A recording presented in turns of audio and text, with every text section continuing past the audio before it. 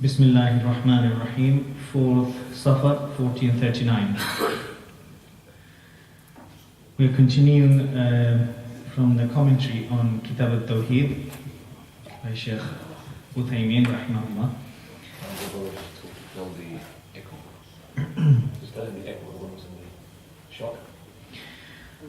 Chapter 36, Showing Off. بسم الله الرحمن الرحيم الحمد لله رب العالمين والصلاة والسلام على أشرف المرسلين وعلى آله وصحبه أجمعين وعلى من تبع هداهم إلى يوم الدين. This is a chapter which is regarding the actions of the heart, where the author is bringing something that is actually close to so many people that they might fall into it, especially the believers who are worshipping Allah Azza wa Jal, that part of their prayer or part of their ibadah might have something called riya. Riya from ra'a. The word ra'a means you see. What it meant here by this chapter means that this person makes an action in order that the people they would see him and they would start talking how good he was. Now, we're not talking about here dunya matters. So if you're doing something for dunya matters, or something else.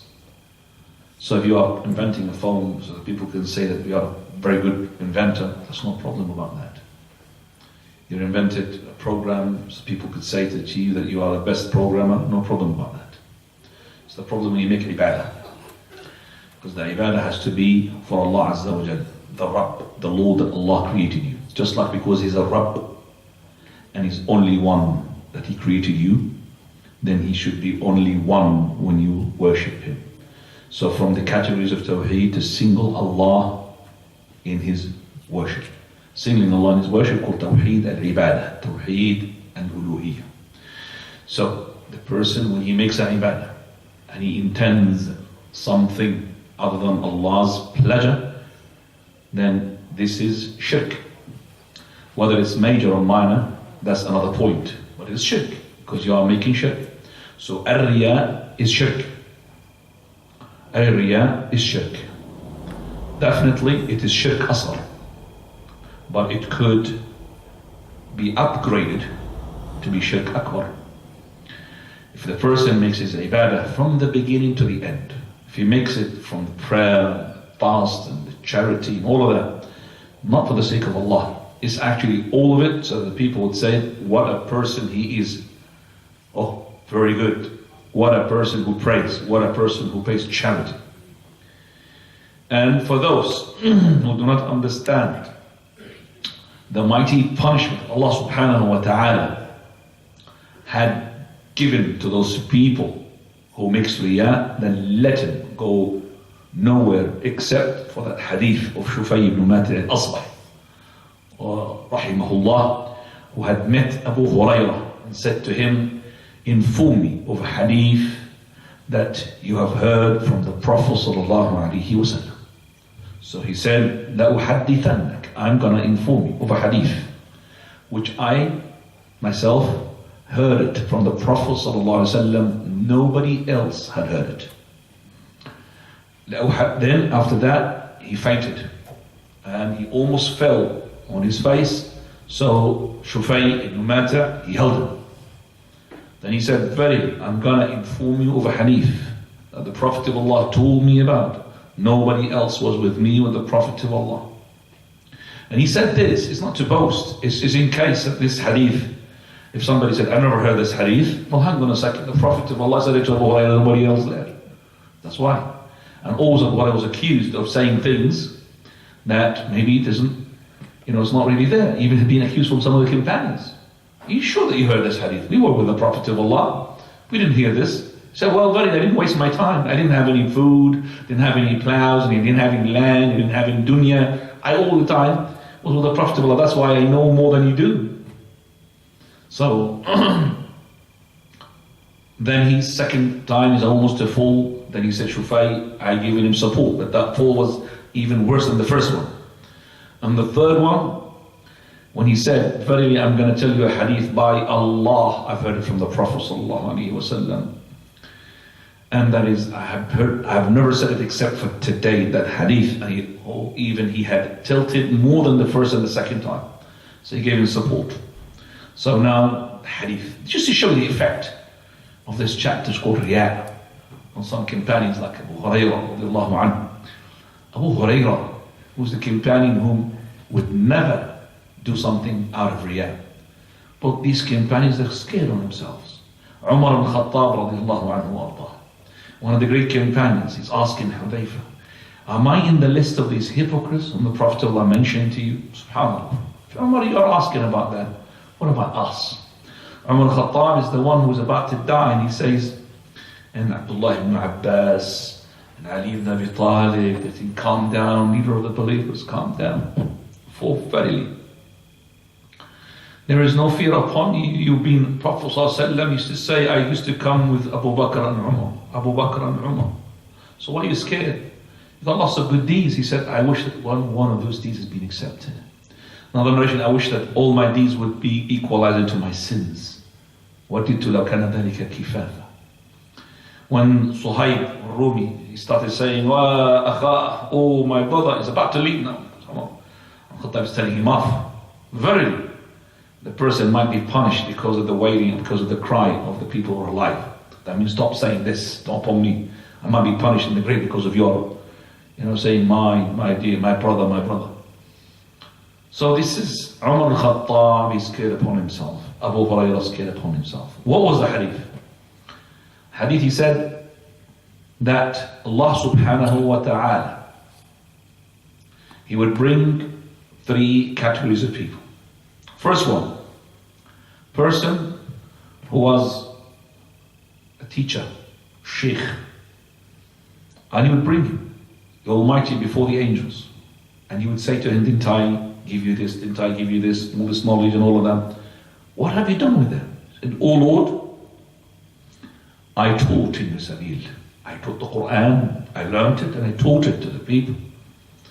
So Allah subhanahu wa ta'ala, he would say to him, Kitab. And the angels strictly will confirm, Kitab. Even the angels, they themselves, like the one on the right, he could see that you were doing Quran. He doesn't know about your heart. Only Allah the Almighty knows about your heart. So according to his writing, he's really good. He's reciting Quran and teaching Quran. But now Allah says you're a liar. So the angel will say straight away, you're a liar. But though he's seeing that, he's good to confirm what Allah is saying. You're a liar. Khalas, Allah says you're a liar, you're a liar. You've been saying this, that's in your heart, nobody knows. Nobody knows. Except for Allah Azza wa Jal and yourself. That is, you've done this so that the people would say, what a reciter. Qara, Sheikh, Alim, knowledgeable. It's been said. So you've done this so that the people would say, what a qari, what a reciter you are.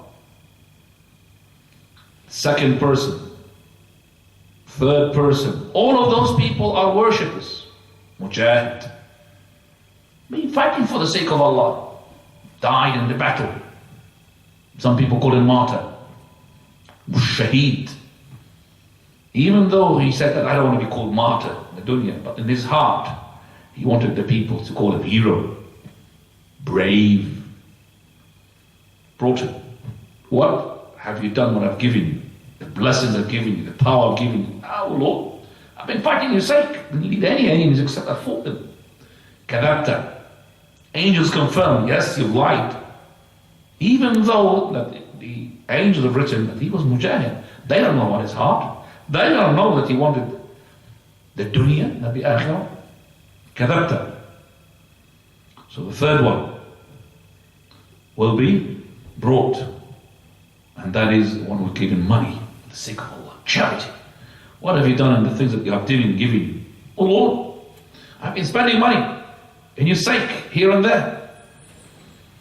Lord, say, Kadabta. Angels confirm, you lied. Then Abu Hurairah, he said, the Prophet ﷺ put his hands onto my knees and he said, Abu Hurairah, you know what these people, going to happen to them? He said, those people, أول من تسعر بهم النار يوم القيامة. The first 3 people whom Allah subhanahu wa ta'ala would throw them in the fire. They will be dragged, subhanallah, and thrown into the fire. Yet, they are people who are in the outward very good people. Not to say that we're the best. One person is mujahid. The person is giving charity. Third person who is a reciter of the Quran. Allahu al-Musta'an. What happened to them? The first three people whom the fire will be ignited with. So the ignition of the fire is not going to be with the kuffar. It's going to do with what? With believers. Not just believers, proper believers. Allahu al-Musta'an. The ones who are showing off. These are the ones who are not doing sincerity to Allah Azza wa Jal. That's why the Riyah is a very important chapter, because it goes into your sincerity. It plays around in your sincerity. For the first hadith that Bukhari had brought in his chapter, what is that? إِنَّمَا الْأَعْمَالُ بِالنِّيَّةِ. Verily, all actions are based upon intention. So your action, because you've got the proper intention, your action is thrown. So this is, we call it the mizan of the inward, the scale of the inward. And then the second hadith, Prophet man جاء أو من عمل عملا ليس عليه أمر فهو رد. He who does something, an act which hasn't been authenticated by me, it will be rejected. That's the scale of the outward. So you've got scale of the inward, the scale of the outward. So if your action is, mashallah, what the Prophet of Allah had said, yet the intention was not there, so the inward is going to be corrupt, so your deed will be corrupt. If your intention was good, but your action was not according to the Prophet ﷺ, it will be rejected as well. Two mizan, look at that. When this hadith was brought to Muawiyah ibn Sufyan radiallahu anhu, وَأَرْضَاهُ, Muawiyah started crying. For verily, this is the ayah that we're going to be reciting later on in the following chapter, if we're going to really, مَنْ كَانَ يُرِيدُ الْحَيَاةَ الدُّنْيَا, who wants the life, the dunya, Surah Hud. مَنْ كَانَ يُرِيدُ الْحَيَاةَ الدُّنْيا, he wants the life, وَزِينَتَهَا, and its adoration. نُوَفِّي إِلَيْهِمْ أَعْمَالَهُمْ فِيهَا, we will give them what they want in the dunya in full.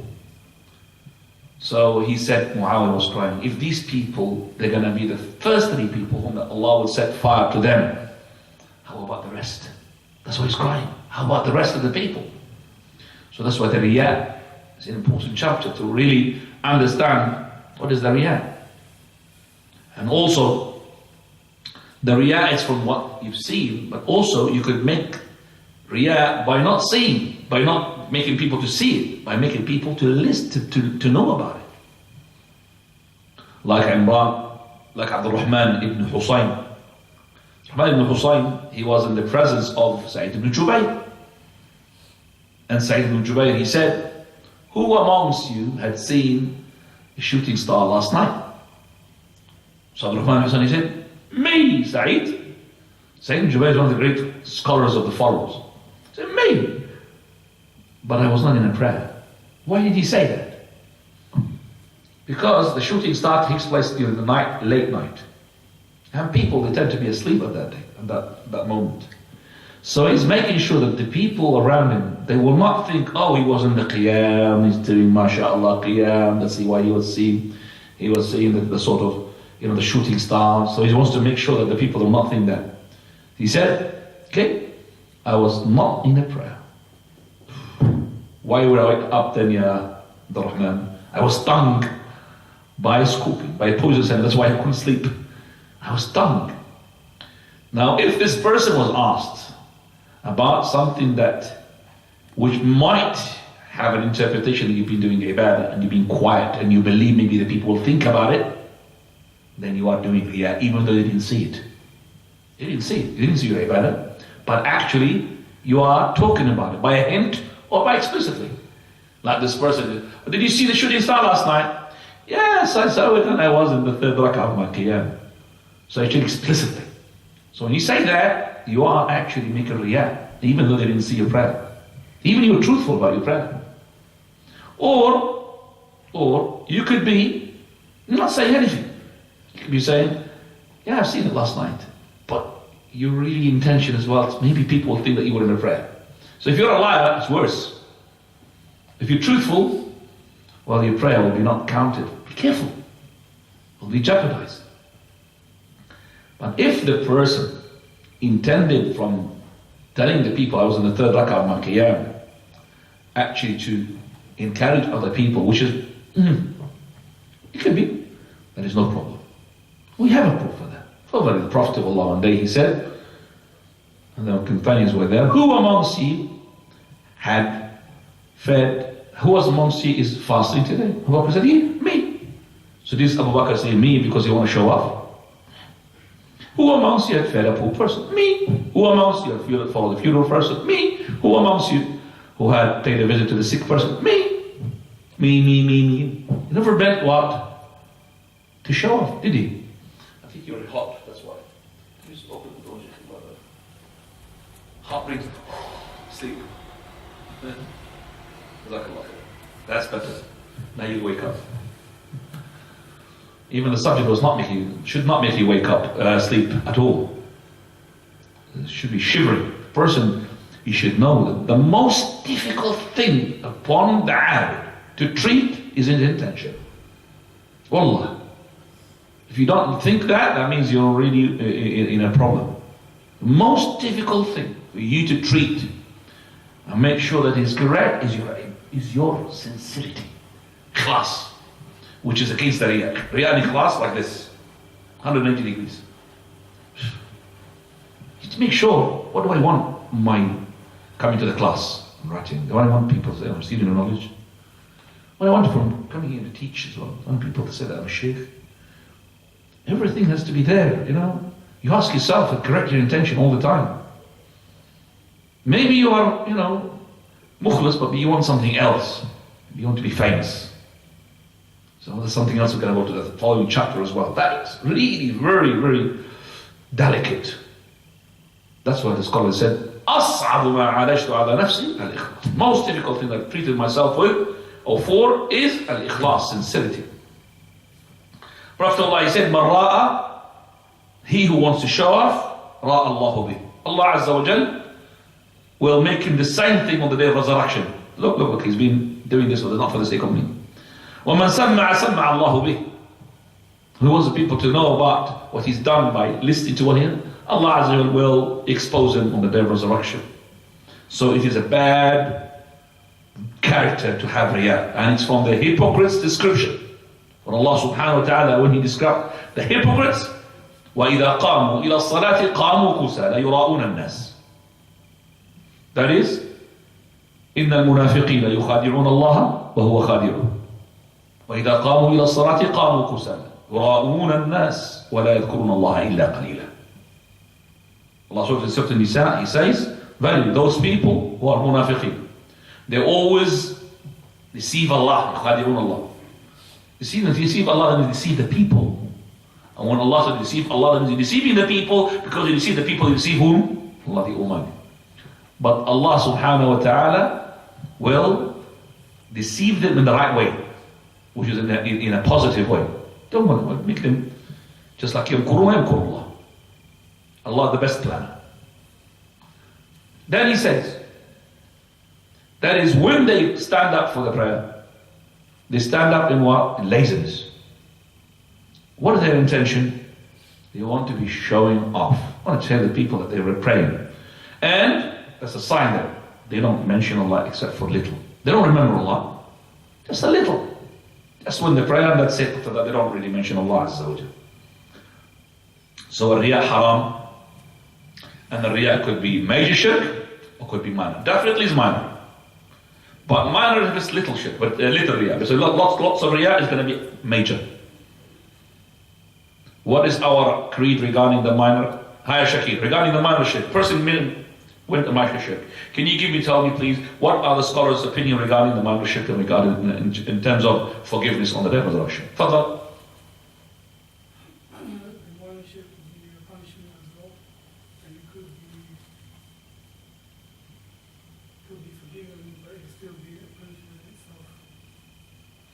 Is it one opinion you say or two opinions?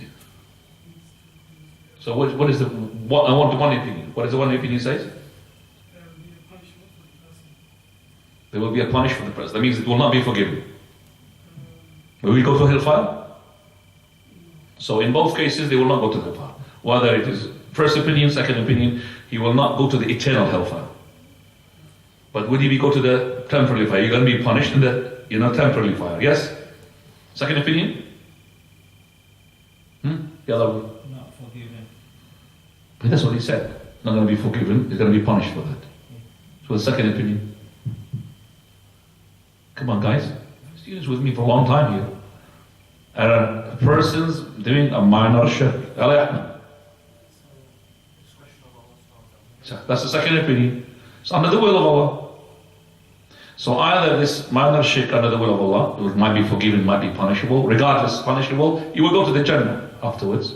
Second opinion, no, it will not be forgiven. You will be punished for it, but still you will not go to hellfire permanently. You're going to go to Jannah later. Okay? So, when Allah says, "Inna Allah la yaghfiru wa yushraka," Allah does not forgive for you to make shirk. Some of the scholars, they said, that means major and minor. They will not be forgiven. وَيَغْفِرُ مَا دُونَ ذَلِكَ لِمَن يَشَاءُ. Shirk asghar, is it greater in sin, Ya Alfred, than the major sin or not? Shirk asghar, minor shirk. Is it greater in sin than the major sin like fornication, or is it smaller? I know Allah Akbar, but I need a reason from you. I need an answer from you. Greater in sin. Can you give me a proof of that? Brother, give me a proof of that. Yeah. That, if you agree, of course, the minor shirk is bigger in sin than the major sin. Like, for example, when you say major sin, I'm talking about not the shirk. Because the shirk akbar is major sin. But major sin, not shirk. Like, for example, fornication. Give me a proof. Abdullah ibn Mas'ud.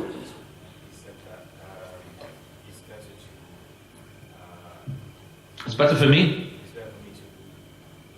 to make an oath while I'm lying, rather than to make an oath by other than Allah while I'm truthful. Okay? Well, remember that. So it is better for me to make an oath by Allah, even though I'm going to be lying. By Allah, I'm going to do this, and I'm not going to do it. That's good, you made your sin. But it's better for me not to say by other than Allah, even though I'm going to be truthful. Because when I say by other than Allah, I'm shirk. So that's you know now. That is, the shirk is, whether it's major or minor, is greater than the sins.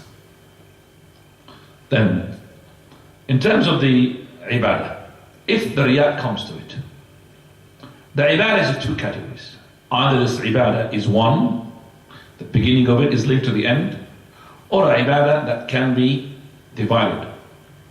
Ibadah like from one to the end, the prayer. You start with Takbir al-Ihram, ends with what? Salutation. That's one ibadah. The other ibadah, which is like fasting a day, and fasting the following day. For the day, the first day is not depending upon what? The second day. Charity. You give him 50 dinars here, and then you give him another 50 pounds there. So this is separate. So each one separate from the other. Whereas the prayer from the beginning to the end is one.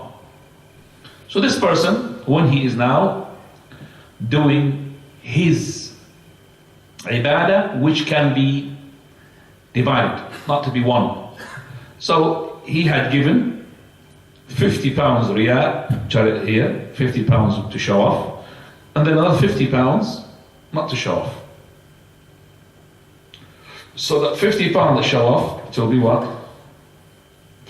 Not accepted. And the 50 pounds, which is, that is, the 50 pounds that is for the sake of Allah Azza wa Jalla will be what? Accepted. So that 50 pounds is not being affected for the first 50. Because it's separate ibadah. Even though it's zakah, charity. What is the salah? It's one salah here, from the beginning. So this person, he made salah. The salah can be the riyah in the middle of it. Different from the charity. The charity, 50 pounds is gone, finished. But the salah is, you go takbir al-ihram, ruku', sujood, lots of things here. Until you finish with what? Salutation. This person now, he made a riyah from the beginning. So from the beginning, this prayer is not for the sake of Allah. not for the sake of Allah. This ibadah will not be accepted even if you fix it in the middle. So let's say in the middle of the prayer, this is not in your book by the way, to add it. And even if you are in the middle of your ibadah and you fix your intention, I want to be for the sake of Allah, it's not accepted. Because you have to start from where? From the beginning. Because you started it from not for the sake of Allah. Second issue is that you started for the sake of Allah. In the middle, something had happened, made you not for the sake of Allah. Show off. Carried on all the way until the end. That prayer is what? Invalid as well. Because the beginning of the prayer and the end of the prayer are the what? Depending on one? On another. So you started from the sake of Allah, but at the beginning of, in the middle of it, or somehow, somewhere in the prayer, you started the riyah, showing off. Carried on until the salutation. That is not accepted. Because the beginning of that prayer, which was for the sake of Allah, depends upon the what? The end of the prayer. The end of the prayer will invalidate the beginning of the prayer. Third one. Person who started for the sake of Allah, riyah came, showing off, and then he pushed it away. So when he pushed it away, inshallah, that will scratch maybe from the rewards, but the ibadah is accepted. Fourth case. Person started for the sake of Allah, ended for the sake of Allah. It doesn't matter whether riyah came in the middle or not, beside the point. But after the prayer, he started showing off. So let's say, for example, yesterday I was in ibadah. Yesterday I was in qiyam. Do you understand that? Definitely the prayer will be accepted. It's not going to be invalidated. But it will be deduction from that. You will be loser. You lose. Do you understand me? That's the fourth case. The fifth case, that is the same thing, but you are now making men. So you are giving a sadaqah for the sake of Allah. Then after that, in front of everybody, you remember when I gave you sadaqah, brother? It's called men. Allah, he's trying to say that, I gave you a favor. And that's going to harm him. That will invalidate your deed. Because it will not invalidate, that means the reward that you got, it will be what? Taken away. It's not the invalidation. Invalidation because the ibadah is accepted. £50 has been given to him. But the reward that you got for the £50, you have cancelled it completely. You needed zero. Because of what? You've harmed that person. It's different from saying, not to harm this, I've been giving £50 to other people, not for specifically to that person. How many cases you got now? 5, yeah? Sixth case is the person who is loving what happens after his ibadah. People, they say, MashaAllah, your recitation was so beautiful, penetrates my heart. And his recitation was for the sake of Allah in the prayer, and he ended up for the sake of Allah, but the people started to what? Praise him. No problem. And not only that, Allah subhanahu wa ta'ala is giving you the glad tidings before the glad tidings in the hereafter. So that is to support you, to give you what? It's not right, for example, if you heard somebody who's good recitation that got to your heart, to say, I'm not going to tell him that he's a good reciter because in case he will be riyah. It's not right of him. You should go and tell him. Fully the Prophet of Allah, he likes to hear the recitation of the Quran from Abdullah ibn Mas'ud, from Ubay ibn Ka'b. Allah subhanahu wa ta'ala commanded the Prophet of Allah to recite Surah Al-Bayyinah to Ubay. Imagine. Prophet Allah came to Ubay. Allah commanded me, that is, for you to recite Surah Al-Bayyinah unto me. So before he answered the question, Allah named me, and he said to you, Ubay ibn Ka'b? Yes, he named you. He couldn't hold himself in his crime. That's sincerity. He couldn't hold himself. Allah, who was he to mention Ubay ibn Ka'b? So, Surah Al-Bayyinah. Subhanallah. طيب.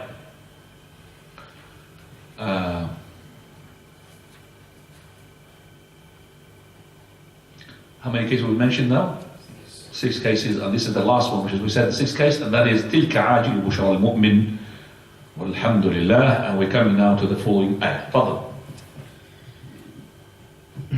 Allah is saying in Surah Al-Kahf verse 110, قُلْ إِنَّمَا أَنَا بَشَرٌ مِثْلُكُمْ يُوحَى إِلَيَّ أَنَّمَا إِلَهُكُمْ إِلَهٌ وَاحِدٌ. Say, O Muhammad, may peace and blessings of Allah be upon him, I am only a man like you. It has been inspired to me that your ilah, God, is one Allah.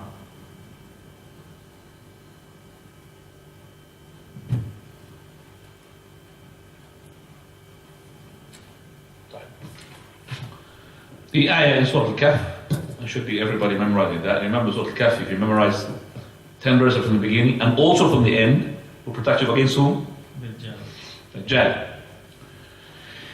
Allah's commanding, subhanahu wa ta'ala, commanding His Prophet Muhammad to say to the people, إِنَّمَا أَنَا بَشَرٌ مِثْلُكُمْ. I am a human being, not only that, just like you. It's an emphasizing. You just said I'm a human being. But if he said a human being, he could be having extra superpowers. He said, no, like you. So I'm a human being, I'm like you. Nothing. What is the difference? Yuha ilayk. Be inspired. So there's a difference. So ana bashar mithlukum. I am human being like you. But the difference that I have been got inspired. Allah inspires me, gives me wahi. The wahi, which is the revelation. Allah reveals to me. Whether this revelation comes to me through Jibreel alayhi salam, or he goes from inside, he possesses me. Okay? Or that Allah speaks to him directly like he had done on top of the heavens, Allah subhanahu wa ta'ala. Or it will be blowing into me like nafatha ruh al-qudus fi raw'i. All of that is revelation from Allah subhanahu wa ta'ala to the Prophet sallallahu alaihi wasallam.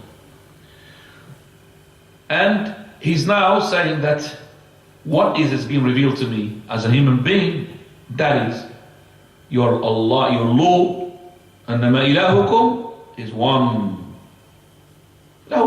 This is the message of all the prophets, from Adam alayhi salam to the Prophet Muhammad sallallahu alaihi wasallam. Ilahukum ilahu wahid. فَمَنْ كَانَ يَرْجُو لِقَاءَ رَبِّهِ. He who hopes to meet Allah subhanahu wa ta'ala, and here to meet Allah azza wa jal, whether the special meeting or the general meeting. The general meeting is the meeting for everybody, whether it's a believer or disbeliever. But we're not hoping for that. We want to hope for the one, the special meeting. The meeting of the believer, which is the meeting of Allah being pleased with you. That's what you wish. So he who wishes to meet Allah, and Allah is pleased with him. So it's not just to meet Allah, because everybody's going to meet Allah. You're going to meet Allah whether you like it or not. You're going to die and meet Allah. And this is as well from the proofs that the Ahlul Sunnah, when they say, if you're going to meet him, you're going to what? You're going to see him. So that's a proof that Allah, you're going to see Allah Azza wa Jalla, the day of resurrection. We have plenty of verses of the hadith that you're going to see Allah. إِنَّكُمْ سَتَرَوْنَ رَبَّكُمْ. You will see your Lord just like you see the moon when it is full. لَا تُضَامُونَ فِي رُؤْيَتِهِ. And you will not be having difficulty like when you want to see the crescent, you have to get together and look, you see the crescent or not. No. It's the moon, full. So you're going to see your Lord like that. That means clarity. Not Allah looking like a moon, or his face looks like a moon. No. But the clarity that you could see the full moon, the clarity you're going to see your Lord. And that's better than Jannah. So he says, if you want to meet him, the meeting of a special one, then فَلْيَعْمَلْ عَمَلًا صَالِحًا. Let him do a righteous good deeds. And then, وَلَا يُشْرِكْ بِعِبَادَةِ رَبِّهِ. And don't associate anything in the worship of his Lord. 2 conditions he been mentioned here. عَمَلًا صَالِحًا. الصالح.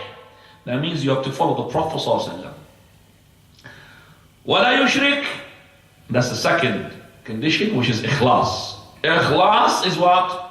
sincerity. So when Allah subhanahu wa ta'ala, He says, تبارك الذي بيده الملك وهو على كل شيء قدير الذي خلق الموت والحياة ليبلوكم أيكم أحسن عملا. Allah created you and He created the death and the life in order to test you. Who's got the ahsan? Ahsan here, we have Iyal, one of the great scholars. He says that أحسن عمل أخلصه وأصوبه. Correct and sincere. Correct, you follow the Prophet of Allah. Sincere, there's no riyah. You don't want anything from the dunya except for Allah's pleasure. أخلصه وأصوبه. That's the two conditions for any worship to be accepted. It has to be ikhlas, has to be following the Prophet of Allah. The ikhlas, the sincerity, it doesn't need knowledge in itself. You understand what I'm saying? An ignorant can be mukhlas, isn't it? An ignorant can be sincere. Lots of people are ignorant but sincere. So the sincerity is an action of the heart. And that action of the heart, once you know the thing, and part of the action of the heart is the knowledge. فَاعْلَمْ أَنَّهُ لَا إِلَّا. The knowledge. So the knowledge, who is that you are sincere to Him? But the sawab, the correct, it has to have knowledge. You cannot do a correct action until you know how the Prophet of Allah do it. So when that companion, the one whom we call him al-musi' salat, the one who did wrong in his prayer, when he prayed his prayer, Prophet of Allah is watching.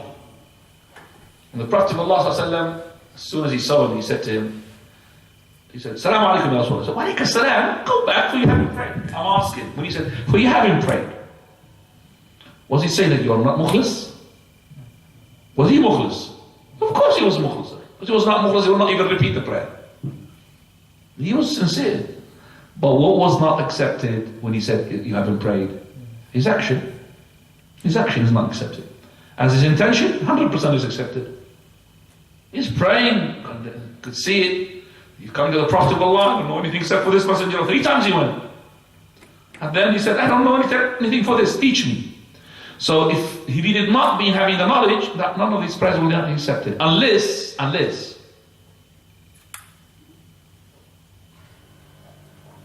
he tried to ask and he couldn't find anybody to give him the truth. Like the man who killed 99. He killed 99 and he wanted to repent. He was what? Sincere. So he went to, they told him, go to the monk. Monk is equal monkey. Go to the monk. So he went to the monk. I've killed 99. Is there a way for me to repent? Kill 99? No way to repent. So he did what? Kill him. I'm saying his action is correct of killing. Is he? Okay. But he was mad. I got no repentance. He killed him. But after killing him, he's still sincere to what? To repent. I'm asking, if he died, where's he going to go? That's the question. You understand me? If he died, where's he going to go? Is he worse than that person who was about to die and he told his children to go and burn him and to put half of his ashes in the sea and half of his ashes in the land, and then he said, by Allah, if Allah is capable of bringing me back, He will punish me a punishment that He never punished anybody else like this. Capable. He doubted the capability of Allah. That man, he never doubted the capability of Allah. He was scared of Allah, that's why he was to repent. Even he was a mighty killer, killed 100, but he's still scared of Allah. So this person is looking for knowledge, did not have the knowledge, he will have an excuse. Because the end of the story, even though there's a story there, but even though that he did not be directed to the knowledgeable person, the justice of Allah will get him into a paradise. This person wanted to be sincere repentance, and he had done that. He just not repented and sat down. He repented and he went to look, wanted to see. How can I repent? There's an action here. So he had done repentance. Which one is better than this person he hasn't done anything? Right, nothing. Except for La ilaha illallah. Nothing. All of them evil deeds. Imagine, 99, remember the 99 who killed that man? This one's got 99 scrolls. That could be filled as well. One of the bad deeds, he killed 99 as well. In that 99 scrolls, he could have one scroll saying he killed 99. It's worse. He came with what? La ilaha illallah. This person, we don't know that he could be he's saying La ilaha illallah. But he wants to what? Repent from the killing. And I'm just saying why he said that, because the man who met him, the knowledgeable later on, if he's a kafir, he would have just said to him, La ilaha illallah. It's very important, because he cannot just tell him, go travel to the other land before he says to him the shahada. Do you understand me? So he said to him, because you are an evil land, that you might start killing again. So if you are a smoker, you are in a bad company, leave smoking. If you are a person who's a fornicator, leave the fornicators who amongst you. To go to what? People who don't fornicate. People who do not smoke. People who do not kill. So that person is a believer. And those angels who would really fight, who's going to go take into the hellfire to the paradise, that is to do with maybe Allah's discretion. He could be punished for whatever he's done, but he's going to go to what? To paradise. It's different from that person who had, again, lots of evil deeds, and yet Allah's mercy makes La ilaha illallah to take all of those sins, which are as far as you can see. 99 scrolls. So many. You know, you need how many years to read these? Just to read them. You'll be able to scan. Because your sight is made of iron. You can see more than you can see now. You're able to absorb heat more than you absorb it now. The sun's going to be 1 mile away from you. If the sun travels 1 mile from its position close, melting the snows, and you're going to have avalanches and have a flood. How about the sun, all of it comes 1 mile close to you? You can't really have that. You have to have a different body. Allah gives you a different body. طيب فليعمل عملا صالحا ولا يشرك بعبادة ربه أحدا. Do not associate anything in the worship of his Lord subhanahu wa ta'ala. Abu Hurairah writes. Abu Hurairah radiallahu anhu reported in the marfu' form that Allah the Exalted said, I am the most independent of associates, free from needing partners. Whoever does a deed joining other than me with me in it, I will abandon him and his ascription. So on the self-sufficient, most self-sufficient. Here the hadith is from Abu Hurairah. Prophet of Allah said, Allah said. We call it hadith what? Qudsi or Qudusi. Hadith al-Qudsi or Qudusi, we have two opinions regarding it. Some scholars they said, meaning and the words are from Allah Azza wa Jalla. Second opinion, now the meaning are from Allah, but the words from the Prophet. And we have tendency to choose the second opinion, because the first opinion, words and meaning from Allah, then it would be higher chain than the Quran. Because this is from Allah to the Prophet to us. Whereas the other one is through what? Jibreel alayhi salam. So which one is higher rank? It will be the Qudsi. It will be more authentic. It's from the Prophet, from Allah to the Prophet. No Jibreel in the middle. Alayhi salam. So that's why we say the second opinion is closer. Plus, if it was words and meaning from Allah, and it becomes like Quran, then lots of things are going to happen that you have to recite. Now when you recite Ana, Arif, Noon, Alif, that means 30 hasana, which is not right. It's only for the Quran, Alif, Lam, Mim. It's not for the Hadith the Hadith al-Qudsi. But we say the Hadith al-Qudsi higher in rank than the normal Hadith.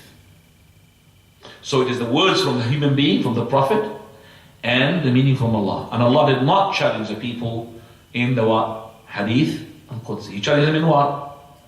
In the Quran. First challenge was to bring like it, all of it. Second challenge, 10 surah, 10 chapters. Third challenge, it was just one surah. Inna a'tainaka al-kawthar. فَصَلِّ لِرَبِّكَ وَانْحَرْ إِنَّ شَانِئَكَ هُوَ الْأَبْتَرُ. وَإِن كُنتُمْ فِي رَيْبٍ مِّمَّا نَزَّلْنَا عَلَى عَبْدِنَا فَأْتُوا بِسُورَةٍ مِّن مِّثْلِهِ Just from it. One surah. Khalas. There was no challenge regarding the hadith. Allah said, I am most self-sufficient sharik, partner. I cannot be having partners. If you want, because I am the Lord, I am the one who created you, and nobody had shared me in your creation, how can you make me a sharer into your ibadah? Your ibadah is supposed to be to me, because I am the one who created you. And that is why the shirk is a great injustice, the greatest of all injustice. Inna shirka la dhulmun adhim, great injustice. So Allah Azza wa Jal is saying in this hadith, if you do shirk in any action that you do, according to what we have explained before, then I will leave you and that shirk, the thing that you have done. That means whatever you've done is not going to be accepted. Now when you left you with your shirk, is the thing that you have made as a shirk, not the one you made him as a partner. Because the one you made him as a partner, he could be a prophet, he could be an angel, could be somebody that Allah loves. He will not leave that man, he will not leave that angel, he will not leave that prophet, but he will leave that action that you have done as a shirk in the ibadah of Allah subhanahu wa ta'ala. This shirk, it could be an invalidation of itself, but could be bigger shirk, it will invalidate all other deeds. So when Allah says here in this hadith al-Qudsi, if you make an action that you participate somebody else in my worship, I will leave you and that action. That action, if it is a shirk which is not akbar, but it's a shirk akbar, which makes you kafir, then I will leave you and all your deeds. All your deeds will be invalidated. Not just that little thing that you have done. So this hadith shows us, number one, Allah is self-sufficient. And number two, the greatness of the right of Allah subhanahu wa ta'ala, that He should not worship anyone else beside Allah Azza wa Jal. Any deed that is got riyah and showing off, it will be invalidated, because He says, I will leave you on your shirk. Also, it is prohibited to make riyah, and because that entails the wrath of Allah and the anger of Allah, you should abandon riyah. And then he says, Ibn Uthaymeen rahimahullah, he says that the description of the actions of Allah, there is no limitation for it. It's not like the names of Allah, there's no limitation for it, because it is actually linked to the action of Allah. Now, which of the action is talking about here, Shaykh Ibn Uthaymeen, in that hadith? What is the action that Allah subhanahu wa ta'ala is attributing to Himself? Do you understand what the action? Action. What is in the action in that hadith al-Qudsi that is attributed to Allah? And the Shaykh, he says, there is no numbers of how many action, sifat, we call it sifat al-af'al, sifat al-fi'liya. What is the action that is mentioned? It's the last word. He said taraktu, which is sifatul tark, abandoning. So Allah abandons. So here it's a description. Allah abandons you and the thing that you made as a shirk. That's the description that's been left. Following hadith. On the authority of Abu Sa'id radiallahu anhu in marfu' form, shall I not tell you what I fear more for you than Dajjal? They answered, yes. Thereupon he said, the inconspicuous shirk. A person would stand up and observe the prayer and perfect his prayer because he sees a man watching him. Hadith of Abu Sa'id al-Khudri, narrated in Muslim Imam Ahmad. And the hadith, it has a beginning of it. I was wondering why the author did not bring it. And also even the one who explained it, Shaykh Ibn Uthaymeen, did not bring it. The beginning of it is important as well. Hadith states that the Prophet ﷺ came out onto us while we are studying the Masih Dajjal. This is the translation. Is it in the translation? No, it is not in the translation. So, Prophet of Allah came onto us while we were studying, while we were talking about the Masih Dajjal. why the companions were talking about the Masih ad-Dajjal? For a number of reasons. Reason number one, that the Prophet ﷺ, he talked about the Dajjal so much that we thought he's about to come out from those palm trees. So close. And also he told us about him so much that the wives of the Prophet said, Messenger of Allah, you almost terrified our hearts regarding this Dajjal. Our hearts came out, scared. So that's to show that how big. And number three, that the Prophet ﷺ, he said, if the Dajjal, before the number three, this Dajjal, okay, yes, he's so close, he's going to come out. Okay, it's going to come out. So the fear of the Dajjal and the fitna of the Dajjal is the greatest fitna from the day of Adam has been created until the day of resurrection.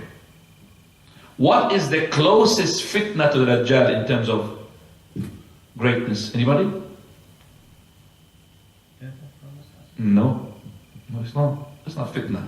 No, it's... No. I'm giving you a clue. It is the greatest fitna from the time of Adam until the day of resurrection.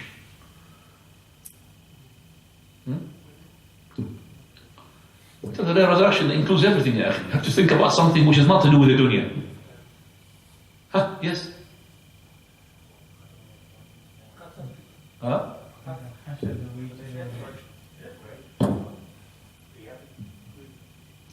That's it, the punishment of the grave, which you ask Allah every time you do the prayer. You ask Him from Allah, Lord, seek me from the punishment, seek refuge in you from the punishment of the grave, punishment of the Masih ad-Dajjal, punishment of the fire. Remember? Hellfire. And the punishment of the Ma'tam al-Maghrib, to be in sins and to be in debt. So you're asking Allah all the time to be saved from the Dajjal and from the punishment. And that is why the Prophet of Allah said the closest fitna to the Dajjal is the fitna of the grave. Mahya wal Mamat. This is the fitna in the grave. This is the fitna when the Munkar and Nakir comes to you. That's the fitna.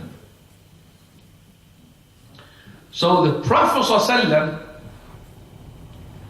when he came out to them, they were scared talking about the Masih. And also from the reason that we're talking about the Masih Dajjal, because the companions, they want to study together.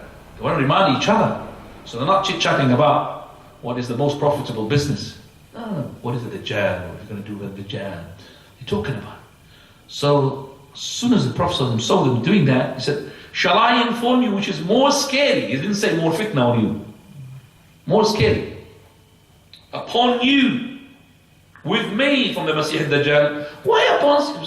Scary upon you, because in my eyes. More scary on you in my eyes from the Masih ad-Dajjal. More scary than the Dajjal in my eyes. More scary on you in my eyes from the Masih ad-Dajjal. More scary in my eyes from the Masih ad-Dajjal. Because the Prophet of Allah, he said in another hadith, that if the Dajjal comes out and I'm alive, don't worry, I'll save you from him. So I'm not scared now from the Dajjal. On to you. If you companions see the Dajjal and I'm here, no one is going to do what? Anything to the Dajjal. I'm the one who's going to face him. And that is why when the Prophet of Allah thought Ibn Sayyad is a Dajjal, he himself went to what? Face him and test him.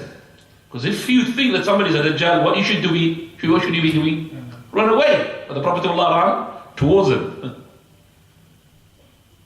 So he wanted to see him. That's why he said, I will protect you from him.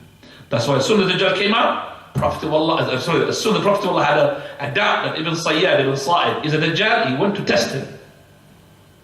Whereas us, we should not be testing him. And that is why when Abdullah ibn Umar saw Ibn Sa'id later on, because the companion had differed, is he Dajjal or is he not? And he saw him, something happened to his eyes. What happened to your eyes? He said, I don't know. He said, you don't know your eyes are in the middle of your head? So he got him annoyed. So when he went back, his sister Hafsa, the mother of the believer, the Prophet, why did you do that to him? Didn't you know the Prophet of Allah that the Dajjal will come out after he gets angry? So why are you getting him angry? Do you understand? You gotta get out. Why are you making him angry? Because he said, well, you don't know about your eyeless in the middle of your head. Because it got swollen. He's scared now it's going to be one eye. The Dajjal is what? One eye. He's scared. And you know the hadith of Abu Sa'id al-Khudri, his story. He's really scared of him. Everybody was scared of him. No companion would like to sit with Ibn Sayyad. Ibn Sayyad doesn't know his fate. He's a small Dajjal. He embraced Islam as a hypocrite. And he had a son. And he made even Umrah with the companions. Made Hajj. So when he left, people would leave him. They would not really, when he left with the companions, nobody would like to camp and put his stuff with him. Nobody. Because he's still what? Unsure about this guy. And that is why when Abu Sa'id al-Khudri, he said, when we camped, he put his stuff next to my stuff. So I said, it would be better if you put your stuff where the shade is. Leave my stuff here. So he put him some milk from the sheep. So he said, too hot and I don't think I'm going to drink milk. He said, because I don't want to drink anything from his hand. That's what he said. I want to drink that. I think it's too hot now. I don't want to drink. That's when he had now lost the plot. He said, you people from the Ansar, if anything could be hidden from anybody else, should not be hidden from you, Ansar, Habibs of the Medina. Didn't you hear the Prophet of Allah say that the Dajjal will never enter Mecca or Medina? Well, I'm just coming from Medina. I'm going to Mecca. Didn't he say that the Dajjal has got no sons? I just left my son in Medina. Didn't the Dajjal? He said, I almost sympathize with him. And you know, he's right. Then he said, by Allah, I know him and who he is and when he's going to come out. He said, woe to you for the rest of the day. You confuse me now. You confuse me after that. He sympathized. You know who he is and when he's going to come out. So the Prophet of Allah, that is why he made them to feel that I'm not scared only from the Dajjal because I'm there. But what is more fearing in my eyes onto you than the Dajjal, this. Messenger of Allah, tell us what it is. Shirk al-Khafi, hidden shirk. Shirk al-Khafi, that means we have two types of shirk. Jali and Khafi, open and hidden. Jali can be Akbar and Asghar, major and minor. And Khafi, hidden, can be major and minor. So from the Jali, the open, person prostrated into an idol. That's a major. And an example of an open shirk which is minor is a person making an oath by other than Allah. And as for the hidden, it's major and minor. An example of the major hidden, too much riyah. And an example of the minor hidden shirk is small riyah, just one riyah. So you could now give you an example of what? Hidden and open shirk, whether it's major or minor. So major shirk could be, open shirk can be major or minor. And hidden shirk could be what? Major or minor. Same thing. So the hidden shirk is the one that nobody can see. It's in the heart. It's in your heart. That's the hidden shirk.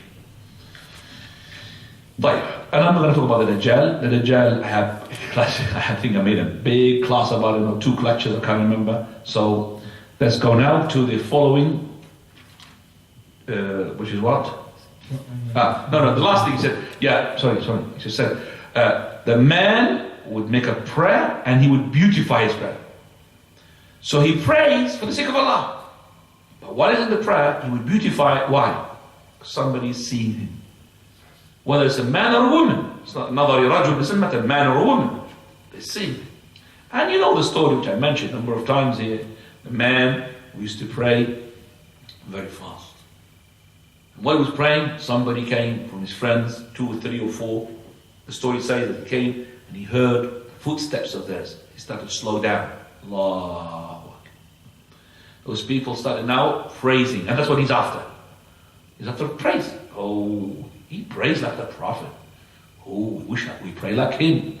Now the man is totally forgotten he's in a prayer because he is aiming for them to praise him. That's why when he wanted to add things, it could be true. He said, by the way, don't forget I'm fasting today. He forgot he's praying. So he talked while he was praying. Says, don't forget I'm fasting today. أنا اليوم أيضا صائم. As the story says.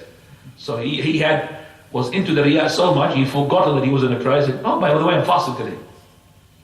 So this is, unfortunately, whether we accept it or we don't accept it, this is the reality.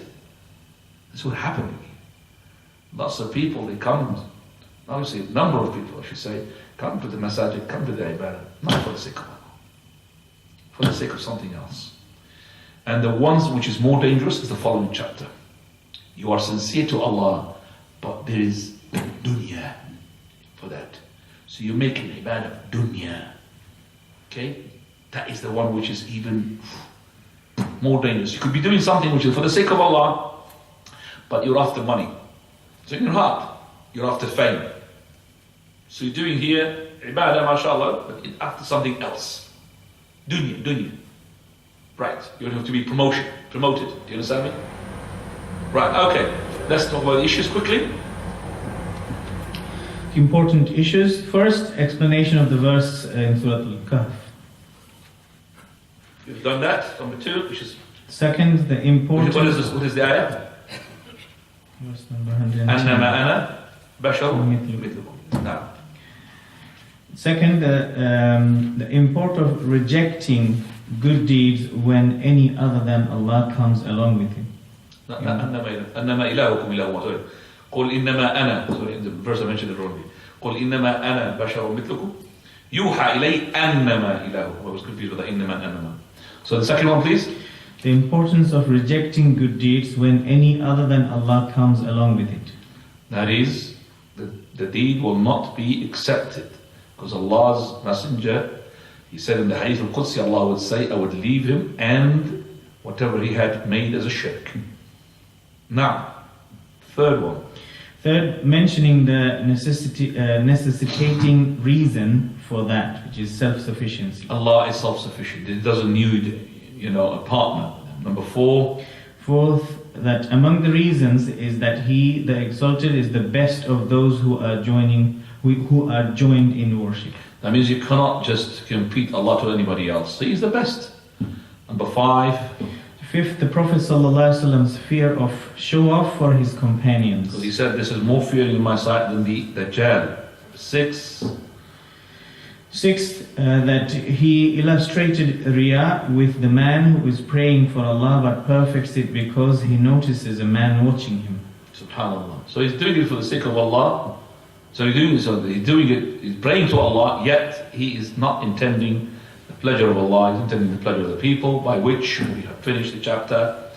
And the following chapter, give me the title for it, inshallah, I'll give you some time just to give the question answer. Following chapter title, please.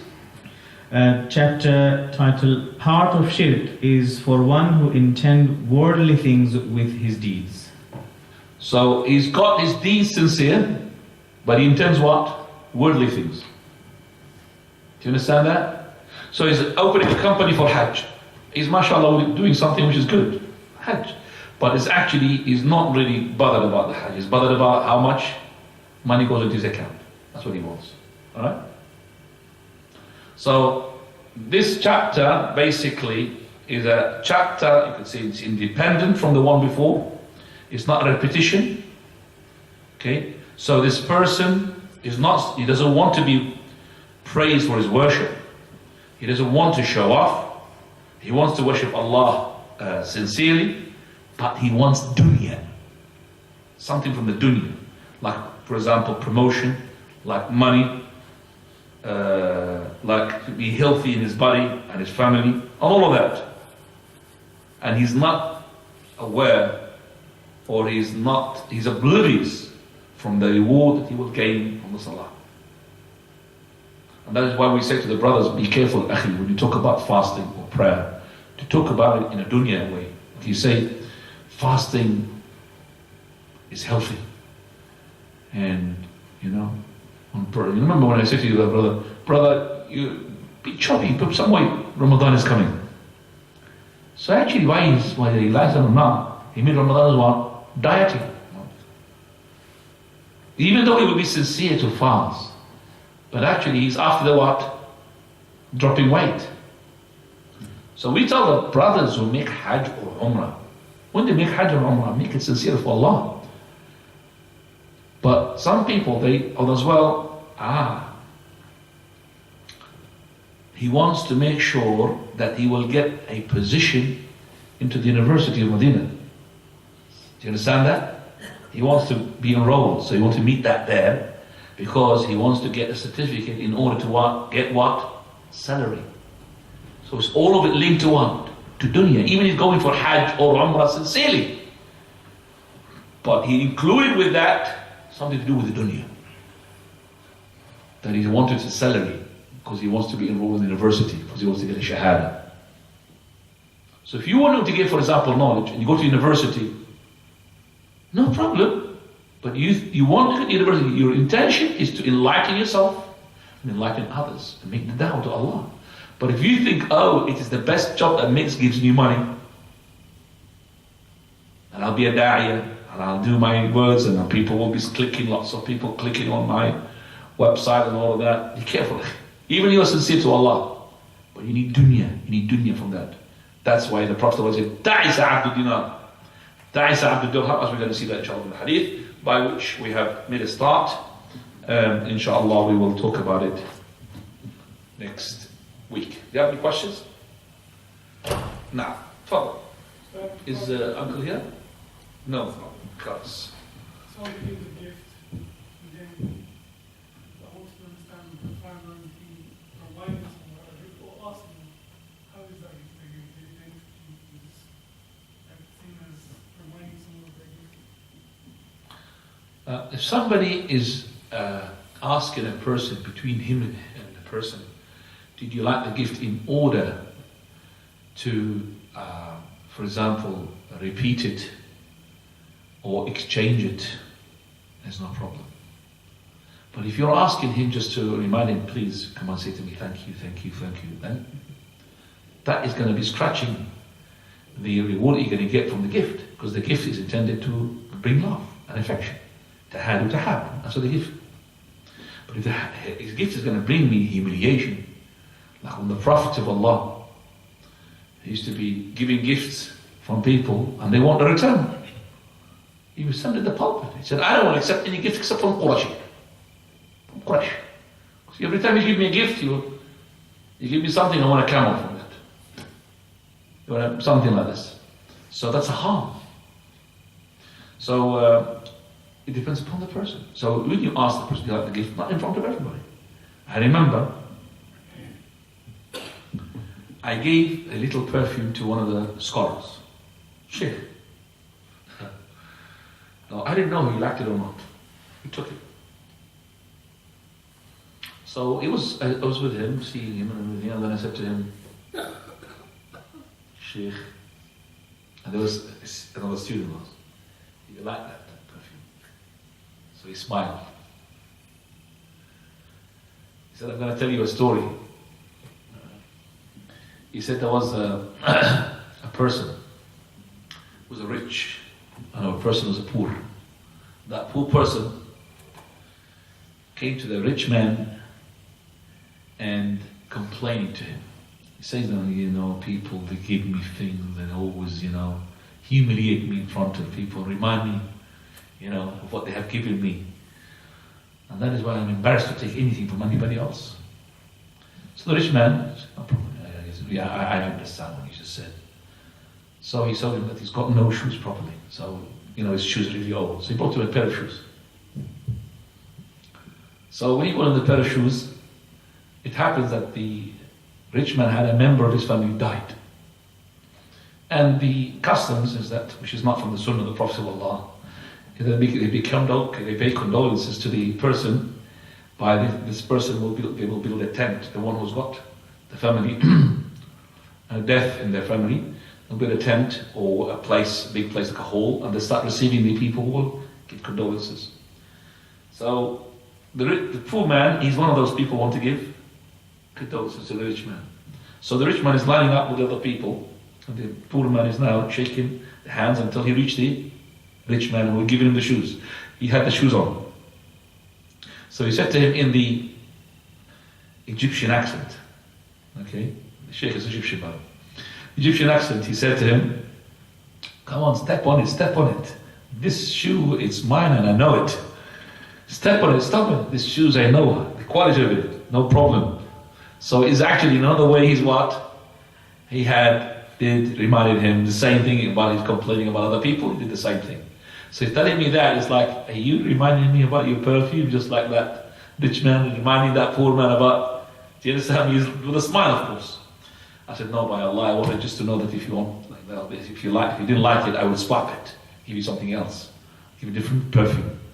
That's all. He said, I know, but I'm just... Right. So that's quite an answer and a story for you. Now, Fadl.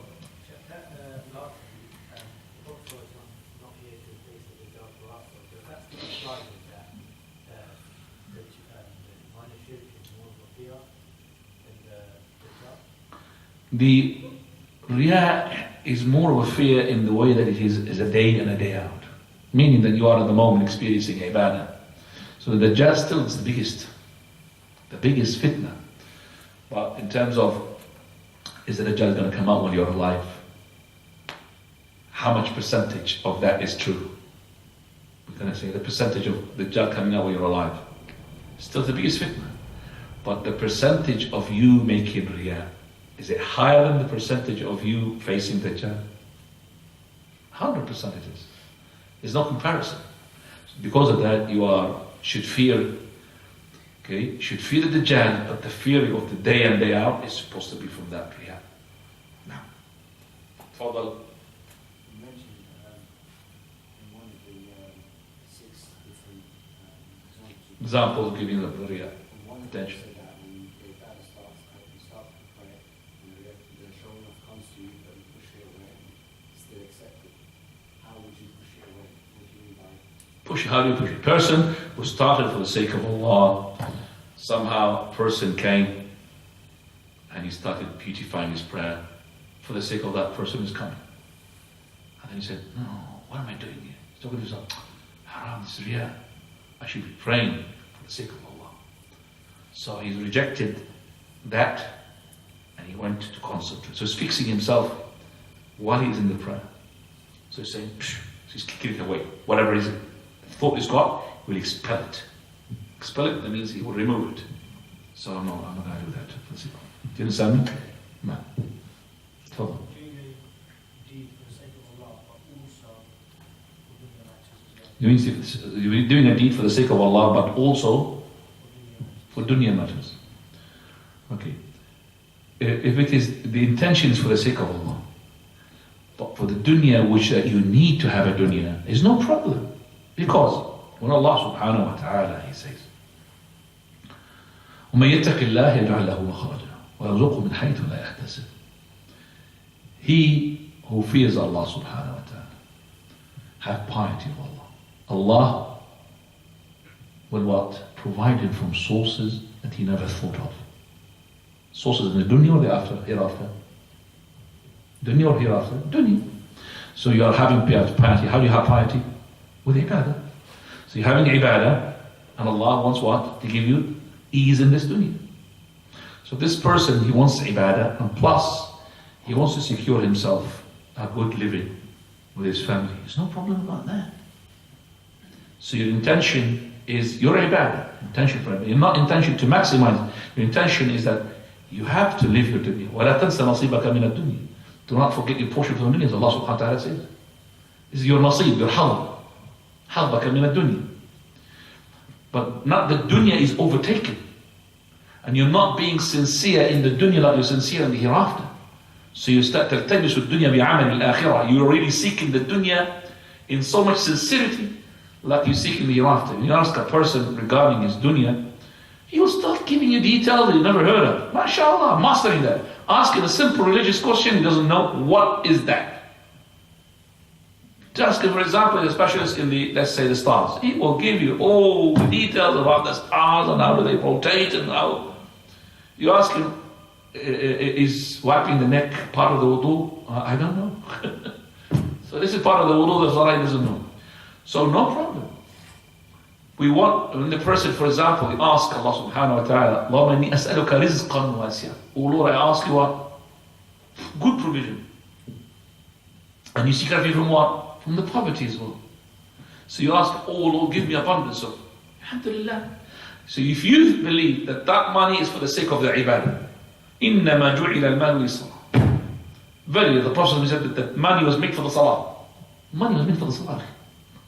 Without money you can't have da'wah. Without money you can't have a masjid. Without money you can't have deen. You have to have money.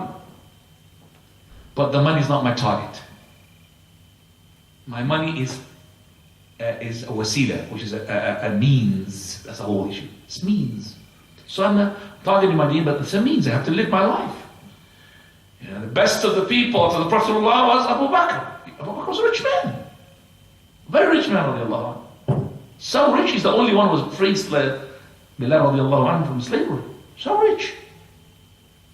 And when the Prophet ﷺ, he said that day, who is going to give sadaqah? Abu Bakr, Amr, he said, today I will raise Abu Bakr. So he went home, he says, قَدْ فَصَادَخَ مَالًا لِي. He just found a portion of money. A portion of money. He gave, so he took, half of it. And he left what? Half. Abu Bakr, he went home, and he took what? All of it. He didn't take all of it. That means he just sold his houses and his slaves and he sold his land and all of that. No, he actually didn't do that. Whatever he was having on that day, he brought it. You understand the big issue here? Actually. He didn't sell everything. So whatever he's got there, he brought it. Abu Umar, he brought what? Half. So when he was asked, what did he leave Abu Bakr? He said, I left Allah and His Messenger. So, but it doesn't mean that you left Allah and His Messenger. I'm bankrupt now, I'm going to be begging. Prophet, I gave him everything. Can I just give me sadaqah? It doesn't work like that. So, you have to have dunya. But it's not good. And inside your ibadah and your prayer, you start asking, oh Lord, give me a car. Oh Lord, give me. It's not right, actually. After the salah, it's no problem. Before the salah, it's no problem. So the salah, there's ibadat there. It's all of it to do with the hereafter. All of it. So when you ask him for seek refuge from the ma'tam and the maghrib, in debt, because if you are in debt, you can't do ibadah properly. You can't even come to the prayer. You can't give to jama'ah because the person who's a creditor is waiting outside. He might put you in prison. So you'll not be able to pray. So it's all of it to do with ibadah. Don't make your ibadah scratch with the dunya. So you have no problem. You're asking, oh Lord, rizqan halalan, rizqan mutaqabbalan, rizqan wasi'an. You ask, Allahu a'lam. Jazakallah khairan. Hopefully I made you understand the line. It's to do with the heart. It's to do all of the heart. It's to do all of the heart. Now when the Prophet ﷺ, he had taken the merchandise of Khadija, what did he do to that merchandise? He made it go down or up? So we'd say the Prophet of Allah is after making the prophets. He's a prophet, yeah. Himself is a prophet. But when he made the prophet, halal prophet. And that's why Khadija, she liked him. And she made him to go to run her business. Because he's doing it. So his intention to maximize the profit. No problem with it. Now. Wait, last question. Let's follow. You know when you come to charity and you're asking someone to give, raise your hand for money and all. Is it better to raise your hand? Because sometimes when you raise your hand to give money, people say, oh no, praise you. You sort of have that, can have a bit of real in your heart. So you're asking me that's regarding people who are coming to the masjid, who's going to pay £1,000, who's going to pay £2,000? Okay. The most important thing in the whole issue is intention. The most important thing. If the person is calling for that, changing the intention of the people, that's haram. But if he is in his way, trying to encourage people to do it, then it would be good. So if you are a person who wants to give 1,000 and you have no intention to show riyah, but your intention actually, if I do this, maybe the stingy who next to me, he'll pay another 1,000 when he sees me. Because other people, they'll say, if you pay, I'll pay. I've seen that was more nice. If you pay 1,000, I put 2,000. There was a challenge like that. He's like, okay, this is 1,000, but I won't pay 2,000. So, If you pay 1,000, pay 2,000. So you know which one is stingy? Is the one who pays the 1,000. Because the other man is trying to make him to pay. He's saying, I'll pay 2,000, you pay 1,000. So he made him to pay 1,000. Then we had a conflict anyway after that. The other guy didn't even come to the masjid after that. Allah musta'an, ended up with a problem. So no problem, inshallah, if it's like this. But I would say, the person who's doing this should avoid embarrassment to the people as well. Okay? You say, you just give a $5. Come on, brothers, you stingy people. Can't do it like this. People that can't have a $5. Their $5 could be more worth in the sight of Allah than that 1,000. Because that man's got only a $5. And that 1,000 has got millions. This 1,000 like a can of Coke for him. This man's $5 is actually his dinner for them. Like there are people, subhanAllah, that can't even find food for the family. A story I want to share with you is the last thing I'm going to say. Happens only 3-4 days ago. A person wanted to link money for food to the country where he comes from. So he came to his mind somebody, one of all these people. He said, make food and send it to those people. So the guy got late. So he delayed. He said to him, well, this is the phone number. Phone the guy and see. So he got it 3 days ago. He phoned him. And he said to him, I've got you food from so-and-so person. And he didn't tell him, but he asked, who gave me the food? Well, this is so-and-so. He gave you the food. He said, alhamdulillah. He got the WhatsApp of that person and he sent him a message. He said, by Allah, I came out of the house that morning. Because he phoned him just about before the afternoon. I came out of the house, didn't have anything for the children. And I was looking where I'm going to be borrowing money in order to bring food for my children. And when that person called me and he said, I've got food for you, I said, this is a hotline between me and Allah Azza wa Jalla. How Allah is the Razzaq, gave me the rizq from, I never thought of. From England, the rizq comes from England. See, he didn't have a penny to go on. He doesn't know where he's going to bring food. Because at the end of the month, these people receive the salary at the beginning of the month. Okay? At the end of the month, he's always in debt. So when the following month comes, the salary comes, they pay the debt, and they will be debt. From the 15th day, they'll be in debt. Allahumma sta'an wa subhanaka Allahumma hamdik ashhadu an la ilaha illa anta